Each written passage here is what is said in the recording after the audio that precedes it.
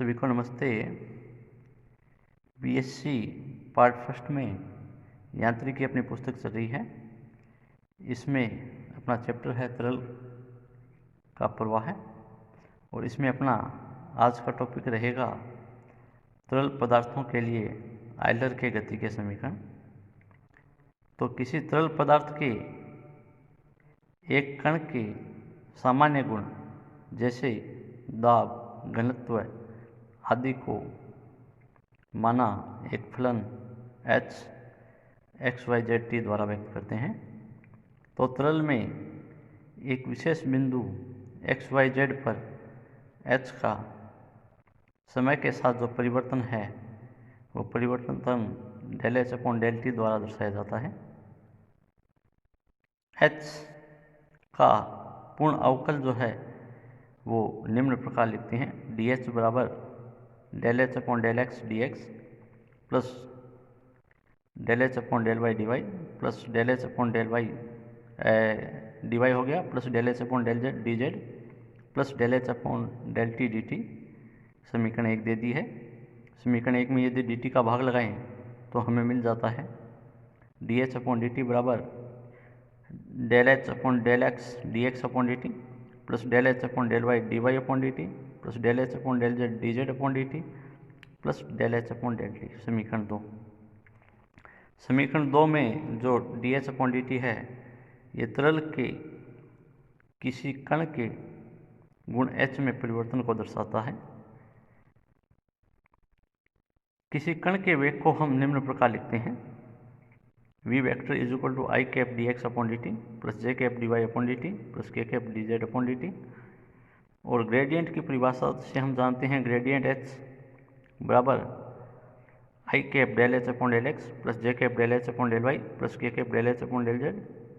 समीकरण 4 दे दी है। समीकरण 3 और 4 में अदिश गुणा कर देते हैं तो अदिश गुणा करने पे हमें मिल जाता है v vector dot del H is equal to del H upon del x D x upon D T plus del H upon del Y D Y upon D T plus del H upon del Z D Z upon D T. समीकरण 5 मिल गई है। समीकरण 2 जो पहले प्राप्त हुई थी और समीकरण 5 इन दोनों की सहायता से हम लिख सकते हैं d h upon D T बराबर del H upon del T plus v dot del h. समीकरण 6 है। घर्षण रहित तरल पदार्थ के लिए आयलर के समीकरण प्राप्त करने हेतु हम तरल के एक अल्पांश आयतन dx dy dz और द्रव्यमान रो dx dy dz पर विचार करते हैं एवं इन पे लगने वाले बलों पर विचार करते हैं। तो तरल के दाब P के कारण x अक्ष की ओर अल्पांश पे लगने वाला जो बल होगा वो हो जाएगा P D by D Z minus P plus del P upon del x D X. इसको गुणा है डी बाई डी जेड का, इसका मान आ जाएगा माइनस का del P upon del x D x D by D Z. अब माना कि एक बाह्य बल F तरल पदार्थ के प्रति इकाई द्रव्यमान पर लग रहा है तो x अक्ष की ओर विचाराधीन अल्पांश पर लगने वाला जो बल होगा वो बल आ जाएगा Fx बराबर rho d x d y d z और इसका जो त्वरण आएगा वो आ जाएगा d v x upon D t. इस प्रकार न्यूटन के द्वितीय नियम, न्यूटन के 3 नियम हैं तो दूसरे नियम के अनुसार हम लिख सकते हैं Fx rho d x d y d z, ये द्रव्यमान को दर्शाता है, अल्पांश द्रव्यमान को। Fx rho d x d y d Z minus del P upon del x D x d y d z बराबर d v x upon D t rho d x d y d z. इस समीकरण को हम निम्न रूप में लिख सकते हैं d b x upon D T बराबर एफ एक्स माइनस 1/रो del P upon del x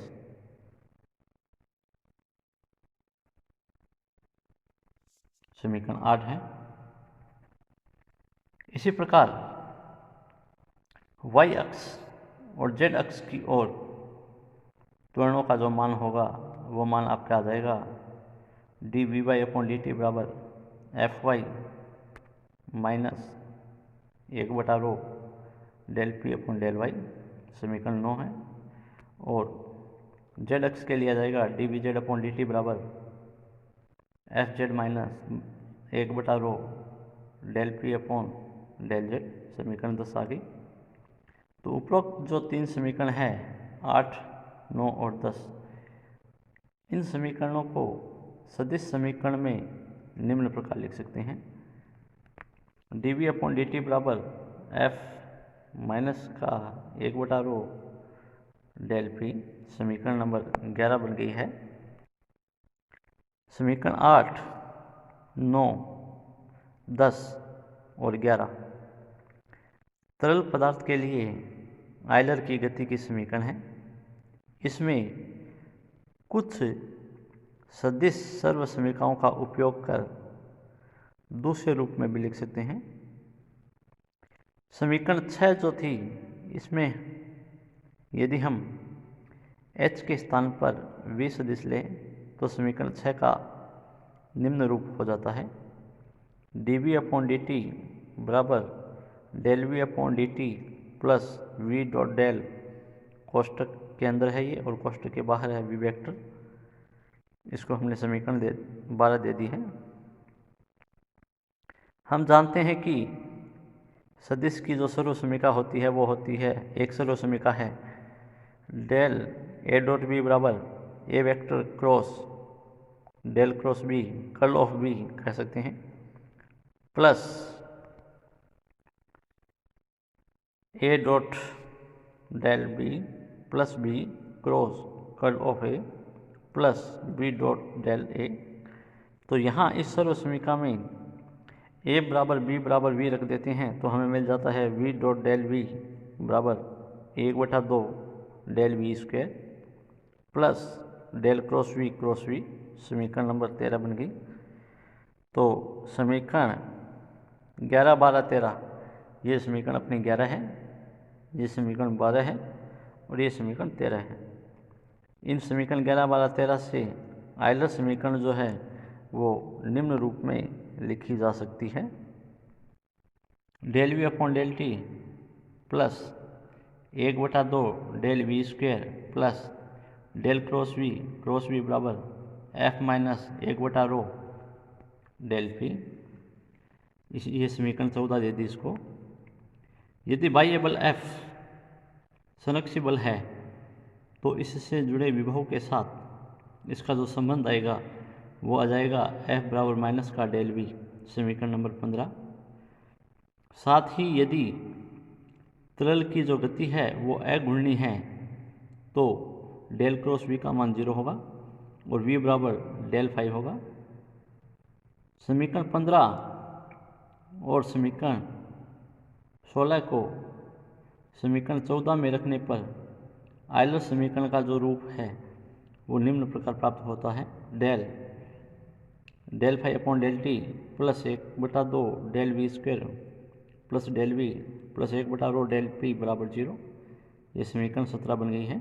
यहाँ डेल डब्ल्यू बराबर 0 है तो डब्ल्यू का जो मान है वो मिल जाता है del phi upon del T plus V square बटे 2 plus V plus P upon rho समीकरण 19। अब यदि तरल पदार्थ में किसी क्षण डी आर एक स्वेच्छ पथ को दर्शाता है तो यह स्वेच्छ पथ जो है वो निम्न प्रकार लिखा जाएगा डी आर बराबर i cap d X plus J D Y plus के डी जेड। इसे हमने समीकरण 20 दे दिया है। अब समीकरण 18 जो ये है और समीकरण 20 जो ये है, इन दोनों से डेल डब्ल्यू एवं डी आर का अदिश गुणा करते हैं इसका और इसका, और जो RHS में मान आता है इस मान को समीकरण 15 के कारण शून्य लेते हैं तो हमें मिल जाता है डेल डॉट डी आर बराबर, इधर इनका अदिश गुणा होगा। अदिश गुणा में आप जानते हो सामान्यतः इसका इससे होगा, इसका इससे होगा और इसका इससे होगा, और ये मान जो है वो समीकरण 15 से 0 में जाएगा, तो 0 में जाएगा तो ये 0 हो गया। तो यहाँ से हमें W का मान मिल जाता है, W बराबर बीटा टी। इसे हमने समीकरण 21 दे दी है। यहाँ बीटा टी जो है वो एक स्वच्छ फलन है जो कि समय पर निर्भर करता है। इस प्रकार समीकरण 19 जो ये है और समीकरण 21 जो ये प्राप्त हुई है, इन दोनों से हम लिख सकते हैं W बराबर del phi upon del T plus V square बटे 2 plus V plus del P upon rho बराबर बीटा टी, और इसे हमने नई समीकरण 22 दे दी है। यहाँ समाकलन तरल में किसी क्षण t पर स्वच्छ पथ पर है। समीकरण 22 जो थी ये बर्नौली प्रमेय का सामान्य स्वरूप है। विशेष परिस्थिति में जब प्रवाह धारा रेखीय हो तथा घनत्व रो नियत हो तो del phi upon del T का मान 0 होगा, और समीकरण 22 जो है उसका निम्न रूप प्राप्त हो जाएगा, वी स्क्वायर बटे 2 plus V plus P upon rho बराबर बीटा, जिसे हम नियतांक कहते हैं। ये जो समीकरण 23 है इसमें गुरुत्वीय त्वरण जी का भाग देने पर समीकरण 23 जो है वो बर्नौली प्रमेय में परिवर्तित हो जाती है। तो ये आपके आयलर की समीकरण थी। महत्वपूर्ण टॉपिक है। Thank you.